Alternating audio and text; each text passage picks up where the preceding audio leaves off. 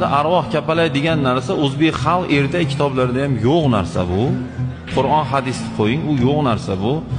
Uni ko'rib Qur'on o'qishlik bu ahmoqlikdan boshqa narsa emas bu. Hech qachon arvoh kapalak bo'lmagan va bo'lmaydi ham. Arvoh degani ruh degan. Ruh jism bo'lib, tirik jonzot bo'lib bizga ko'rinmaydi. Xo'p, bu bid'at.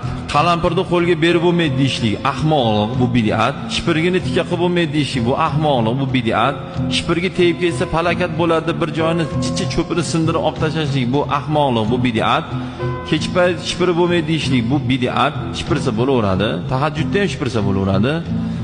Shanba kuni pul berib bo'lmaydi deyishlik bu bid'at, bu ahmoqlik bu. Oldidan mish o'tib ketsa orqaga qaytib mish yurib olish kerak. Bu o'sha mishiq miya odamlar shunaqa qiladi. Unaqa qilib bo'lmaydi. Bu ham bid'at. Keyin yo'lga chiqqan odam uyda narsasi esdan chiqib bo'lsa, qaytib uyga qaytib bo'lmasmish. Nimaga desa bo'ldi, ishi yurmas ekan o'sha kun. Bu ham bid'at, bu ham ahmoqlik.